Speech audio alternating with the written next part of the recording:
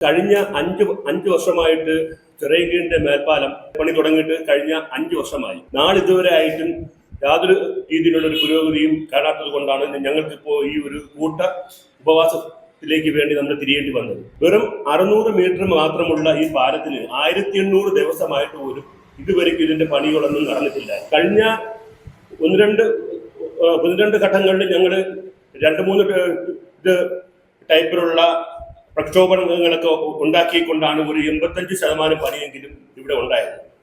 കക്ഷി രാഷ്ട്രീയങ്ങൾക്ക് അതീതമായിട്ടാണ് ഞങ്ങളുടെ സംഘടന പ്രവർത്തിക്കുന്നത്.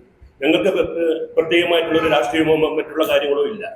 ഞങ്ങൾക്ക് വേണ്ടത് അടിയന്തരമായി ഈ പാലത്തിന്റെ പണി നമുക്ക് ഗതാഗത യോഗ്യമാക്കി തരേണ്ട ആവശ്യകതയുണ്ട്. കാരണം ഇവിടുത്തെ മുഴുവൻ വ്യാപാരികളും ജനങ്ങളും വളരെയധികം ദുരിതത്തിലാണ്.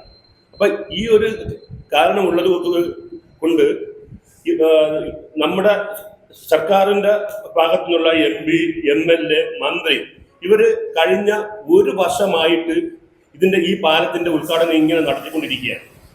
ഇതുവരെയ്ക്കും ഉദ്ഘാടനം ആയിട്ടില്ല. വെറും 15% പണി മാത്രമാണ് ഇനി ഇതിനകത്ത് ബാക്കിയുള്ളത്.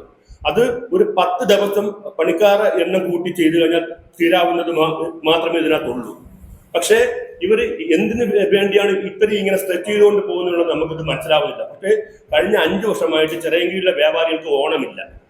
ആ ഓണം ഈ വർഷമെങ്കിലും നമുക്കിത് നടത്തണം. ഇത് നമുക്കിത് ഇപ്പോഴത്തെ നമ്മുടെ ഈ സൂചന കൂട്ട ഉപവാസത്തിന് ഒരു പരിഹാരം ഇല്ലെങ്കിൽ ജനങ്ങളും ഞങ്ങളും കൂടെ ചേർന്ന് കോടതിയിലേക്ക് പോകാൻ വേണ്ടിയിരിക്കുന്നു. നാളെ കാലത്ത് 9:30 മണിക്ക് ഇത് കേൾക്കുന്ന നമ്മുടെ എല്ലാ ജനങ്ങളും ചിറയൻകീഴ് നിവാസികളും മൊത്തം കാലത്ത് 9:30 മണിക്ക് വലിയട ജംഗ്ഷനിലെത്തി നമ്മുടെ ഈ ഉപവാസത്തിൽ ചേരണമെന്നാണ് എനിക്ക് ഇതിനകത്ത് പറയാനുള്ളത്.